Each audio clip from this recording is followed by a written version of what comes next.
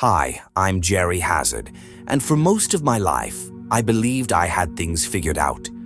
I was born and raised in a devout Mormon family. My parents taught me the values of faith, hard work, and righteousness from a young age. The Church of Jesus Christ of Latter-day Saints wasn't just a religion to us, it was a way of life. It shaped everything I did. I spent years committing myself to the teachings, always striving to live as an example of faithfulness. As a husband and father, I took my role seriously. I wanted to be a leader for my family, someone they could look up to spiritually and morally.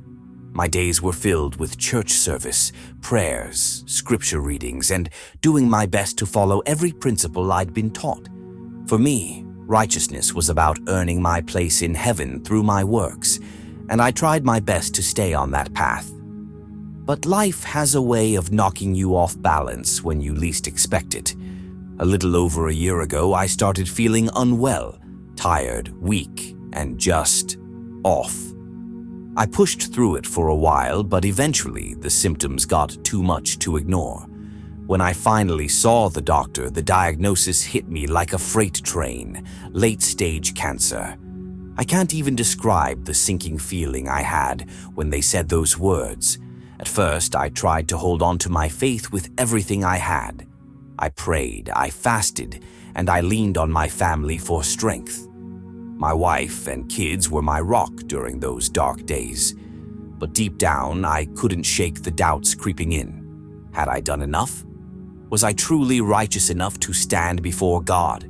Despite my faith, I started questioning whether all my years of effort meant anything in the grand scheme of things. Then came the night everything changed. I was in the hospital, hooked up to machines, barely hanging on. Suddenly, I felt myself leave my body. I could see everything, the nurses rushing in, my wife crying at my bedside. But I wasn't afraid. There was this light, brighter and warmer than anything I'd ever experienced. It wasn't just light, it was alive. It wrapped around me, and for the first time in a long while, I felt complete peace. I realized I was no longer tethered to my physical form. The pain, the fear, the doubts, they were all gone. And I understood in that moment that I had crossed into something far greater than anything I could comprehend. What I'm about to share changed everything I thought I knew about faith, salvation, and what it means to truly know God. As I stood in that indescribable light, I felt an overwhelming sense of peace and love. But then something even more profound happened. I met him. I met Jesus. It's hard to describe what it was like to see him. He wasn't what I'd imagined growing up, though I can't say exactly why. It wasn't about his physical appearance, it was his presence. He radiated authority, like he held the entire universe in his hands. Yet there was this incredible compassion in his eyes that made me feel completely known and unconditionally loved at the same time. It was as though every question I'd ever had, every doubt, every fear, melted away just by being in his presence. I stood there, awestruck, not knowing what to say. But Jesus spoke first. His voice wasn't loud, but it carried such weight and gentleness that I could feel it resonate deep in my soul. He told me something that shook me to my core. Jerry, salvation isn't something you earn. It's a gift of grace. I didn't know how to process it at first. My whole life I had believed that salvation depended on my works. Every action, every good deed, every effort to live a righteous life. I thought that was what would secure my place with God. But Jesus explained it in a way that made it crystal clear. He said, "You don't have to earn my love, it's already yours." Salvation was never about how much you do. It's about what I've done for you. As he spoke, it was as if he showed me his life in vivid flashes. I saw him teaching, healing, and walking among people, not as some distant, untouchable figure, but as someone who deeply cared for every person he encountered. Then I saw the cross, his crucifixion, The pain, the sacrifice, the weight of the world's sins pressing down on him, it was overwhelming. But even in that suffering, there was love. A love so pure and selfless that it brought me to my knees. I saw his resurrection too. The empty tomb, the victory over death. It wasn't just a story anymore. It was real. And in that moment, I understood. His life, his death, his resurrection. They weren't just historical events. They were the foundation of everything. He had already done the work. The salvation I had spent my life trying to earn had been freely given to me all along. I looked at him, and for the first time, I felt what it meant to truly rest in grace. It wasn't about striving anymore. It wasn't about being perfect. It was about accepting his gift and letting his love transform me from the inside out. That revelation shook me. It challenged everything I had believed, but it also brought me a peace I had never known. Jesus didn't just change my understanding, he changed my heart. I want to tell you about what I saw next, but even as I try, words feel so inadequate. After meeting Jesus, he took me somewhere, a place that I can only describe as heaven. But honestly, even that word doesn't capture it. It wasn't just a place, it was a reality so pure, so beautiful, so full of life that it made everything I'd ever experienced on earth feel like a pale shadow. As soon as I stepped into heaven, I was overwhelmed by peace. Not the kind of peace that comes and goes depending on your circumstances, but a deep, unshakable peace that seemed to flow through everything. There was no fear, no pain, no sadness, only joy and love that I could feel in every part of my being. The beauty of it was beyond anything I could have imagined. The colors were more vivid than anything I'd ever seen, like they were alive. Trees, rivers, flowers, they all seemed to sing in harmony, as if they were praising God just by existing. The air itself felt alive, and it carried a sense of belonging, like I was finally home. But the most incredible part wasn't what I saw, it was what I felt. I felt the presence of God everywhere. It wasn't just something external. It was like his love was woven into the very fabric of this place. It surrounded me, embraced me, and filled me in a way that made me feel complete for the first time in my life. I noticed something surprising. Heaven wasn't about rewards for what I had done on earth.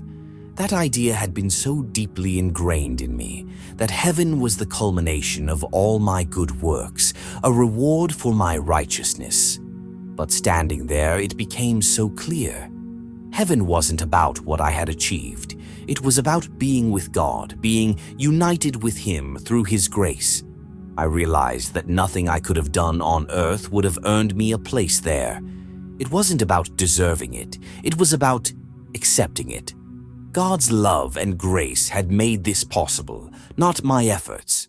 And in that moment, I felt so free from the striving, the guilt, the pressure to be perfect.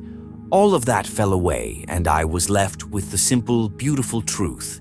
God loved me, and he wanted me to be with him. As I walked through heaven, I saw glimpses of other souls. They radiated joy and peace, and I could sense that they too had experienced this same grace. There was no competition, no comparison, no pride, just love and unity. It wasn't about what anyone had done. It was about what Jesus had done for all of us. I didn't want to leave. Every part of me longed to stay there forever. But even as I stood in that perfect place, I began to sense that my time there wasn't finished, that I had to return. But what I carried back with me was this: heaven is not a reward, it's a gift. It's about being fully united with God, not because of what we've done, but because of who he is and the grace he freely gives. That truth will stay with me forever. I never expected to see hell. After experiencing the indescribable beauty and peace of heaven, being taken to hell was like plunging into the darkest depths of despair. And yet, I believe I was shown this for a reason, so I could truly understand the full scope of God's grace and the consequences of rejecting it. Hell is not the fiery pit I had imagined as a child. It's far worse. It's a place where God's presence is absent.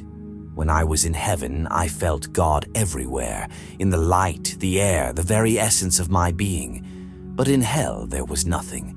No light, no peace, no love. Just emptiness, regret, and despair. The first thing I noticed was the silence. It wasn't a peaceful quiet, it was oppressive, heavy, and unsettling. And yet, within that silence, there were faint echoes of anguish, whispers of regret, cries of despair, and an overwhelming sense of being utterly alone. It wasn't crowded or chaotic like I had pictured. Instead, it felt isolated, as if each soul was trapped in its own torment, cut off from everything, including each other. The darkness was unlike anything I've ever seen. It wasn't just an absence of light, it was a tangible presence, almost alive, wrapping itself around everything. It felt suffocating, like it wanted to consume any spark of hope that might remain. But the most haunting part was the overwhelming sense of regret that filled the air. It wasn't regret for bad deeds or sins. It was a deeper, soul-crushing regret of having rejected God's grace. I could feel the torment of the people there, and it wasn't because they were being punished in some physical way. Their pain came from the realization that they had chosen separation from God, believing in lies that promised fulfillment but delivered emptiness. The first thing I remember was the warmth of my wife's hand holding mine. She had been praying, crying, and holding on to hope for me. When I opened my eyes, her relief and joy were overwhelming. I wanted to tell her everything I had seen and experienced, but I couldn't find the words yet. How do you explain something so sacred, so life-changing to someone who hasn't been there? As the days passed, I began to process what had happened. I wasn't brought back just to continue living as before. Jesus had given me a mission, and I couldn't ignore it. I had to share what I had learned, the truth about grace, salvation, and the incredible love of God. It wasn't about works or being good enough. It was about receiving the gift He freely offers to every one of us. But I'll admit, I was scared. I worried about how people would react. Would they believe me? Would they think I was crazy? Those fears lingered, but then I remembered Jesus' words. Trust me, speak the truth, and I will guide you. So I began to speak. At first, it was just with close friends and family.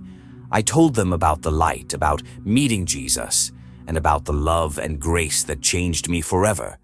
Some listened with open hearts. Others seemed unsure. And that was okay because I knew it wasn't my job to convince them. It was simply my job to share. This experience has transformed every part of my life. My faith is no longer tied to rituals or striving to be perfect. It's rooted in a relationship with Jesus and the unshakable truth of His grace. My priorities have shifted, and so has my purpose. I don't know how much time I have left, but I do know this. I will use every moment to share this truth. My life will never be the same, and for that, I am eternally grateful.